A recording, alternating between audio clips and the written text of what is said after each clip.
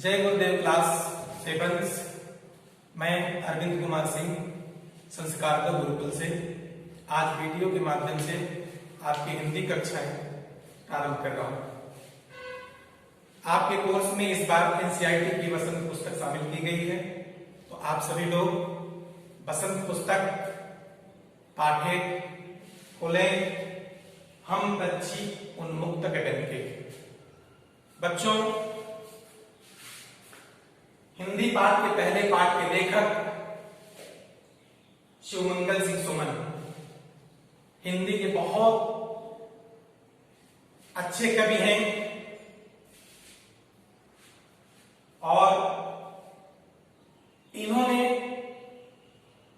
इन सामूहिक चेतना के रूप में अपनी प्रसिद्धता ग्रहण की।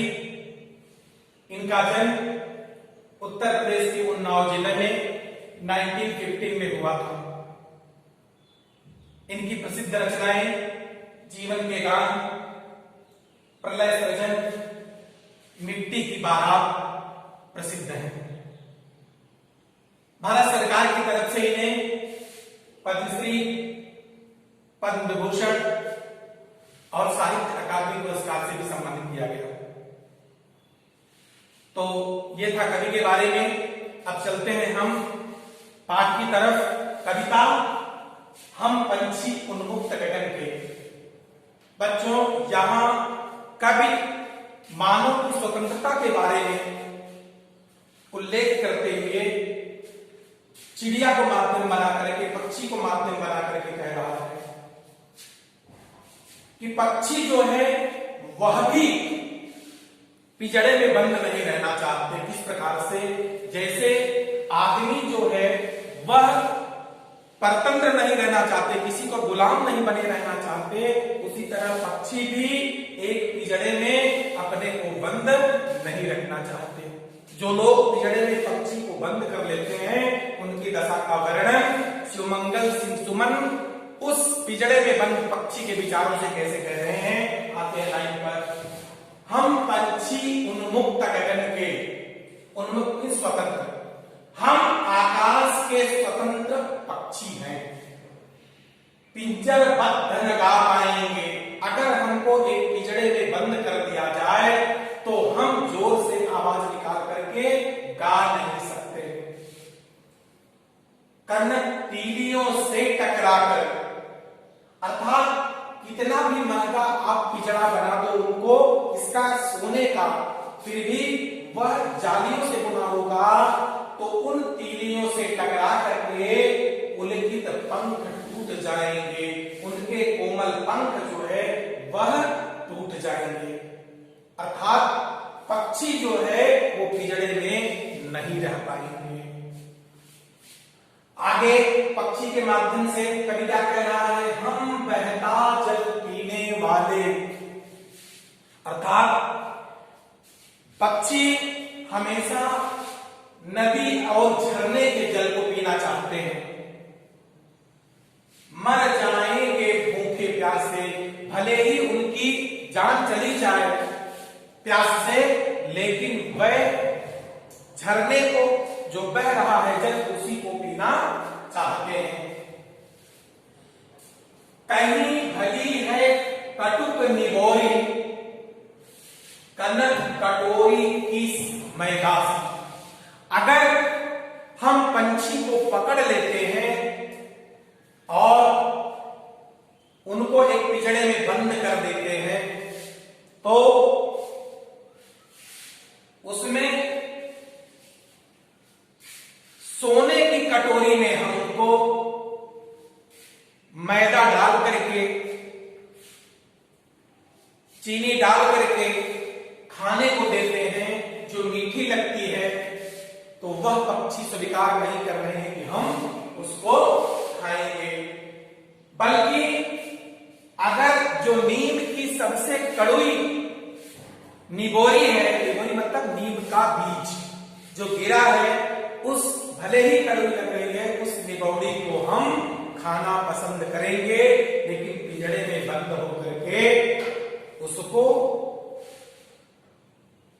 मीठे मैदा के आटे को नहीं खाना चाहिए। देखिए बच्चों, यहाँ व्यक्ति की स्वतंत्रता की बात की गई है। जैसे यहाँ बॉयज और गर्ल्स बैठे हुए हैं, आज महिला समाज की चेतना की बात चल रही है। पुरुष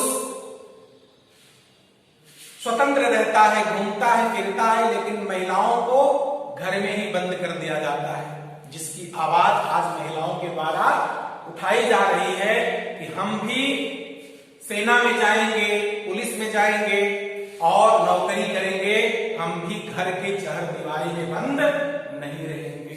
तो जैसे पहले महिलाओं को बंद रखा जाता था कहां, सिर्फ घर में, और सिर्फ पुरुष ही बाहर काम करते थे, उसको तोड़ा जा रहा है। उसी तरह पक्षी के माध्यम से शिवमंगल से सुमन इस स्थिति को व्यक्त कर रहे हैं कि जो पिंजड़े में बंद है पक्षी, उसकी स्वतंत्रता का हनन हो रहा है। समझ में आया? अब चलते हैं दूसरे की तरफ।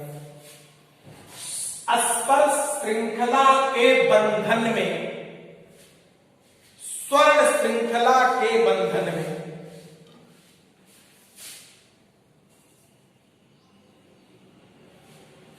अर्थात जो सोने के तार से बना हुआ पिंजड़ा है, सोने के तार से बना हुआ पिंजड़े का बंधन है, अपनी गति उड़ान सब भूले।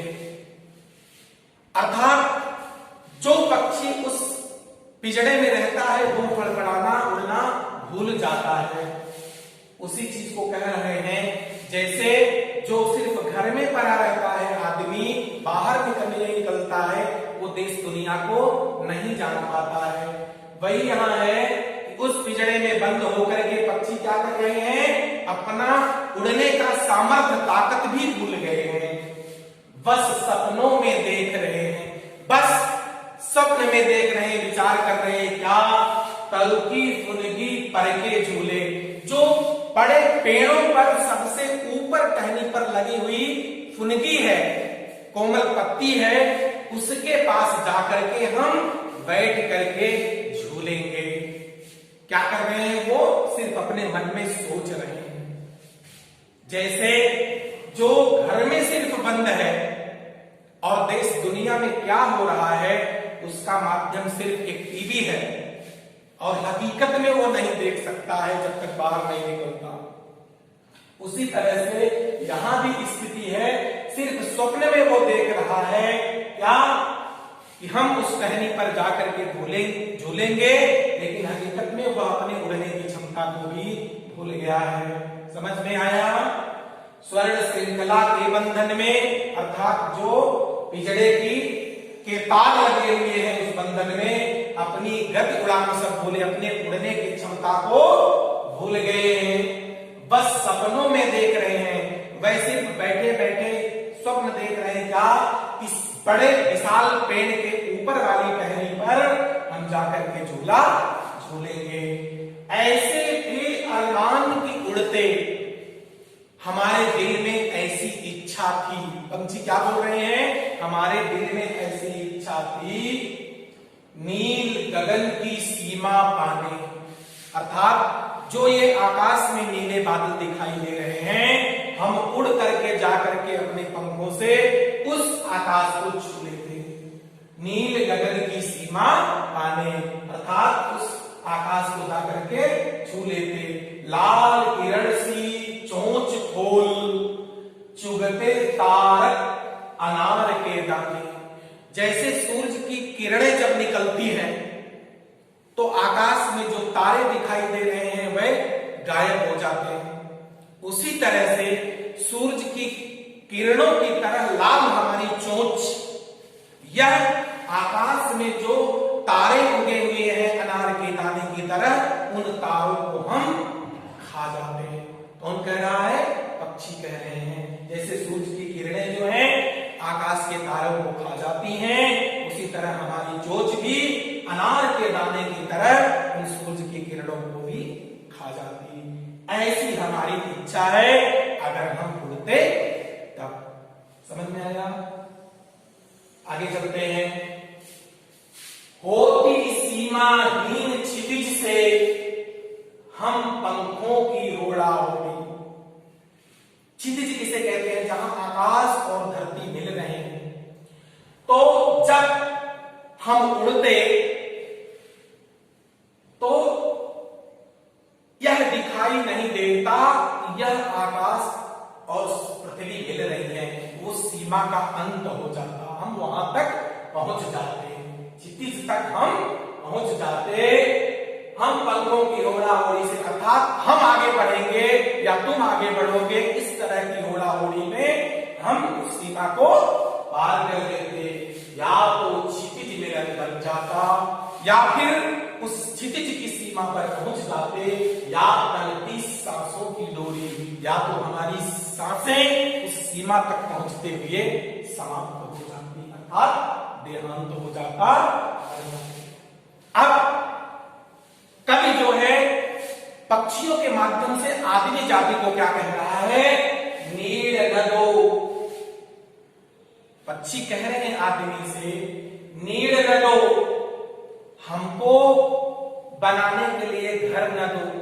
क्या बनाने के लिए, मतलब घोंसला, घोंसला बनाने के लिए टहनी का एक पेड़ की सूखी डाल भी मत दो कि मैं उस पर घोंसला बना सकूं। नीड़ न दो चाहे टहनी का, आश्रय छिन्न भिन्न कर डालो।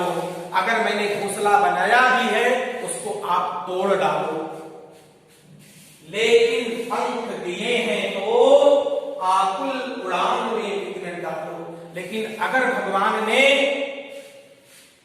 हमको पंख दिए हैं, अर्थात पक्षी जाति को पंख दिए हैं, क्या करने के लिए, स्वतंत्र उड़ने के लिए, तो हे मनुष्य, हम पंछी को उड़ने में आप व्याधा मत डालो, क्योंकि उनकी व्याकुलता किस पे है, सिर्फ उड़ने पर है। उस उड़ने की स्वतंत्रता पर व्याधा मत पहुंचाओ। इस तरह तीसरे पद का अर्थ समाप्त हुआ। आते हैं कठिन शब्द की तरफ। देखिए रेड लाइन से लिखा गया है, उन्मुक्त, स्वतंत्र, पिंजरबद्ध, पिंजड़े में, पुलकित, कोमल, कनक, सोना, कड़ुक, कटुक, कड़वी, निबोड़ी, नीम का बीज। इस तरह इसमें एक शाब्दिक है। दूसरा स्वर्ण श्रृंखला,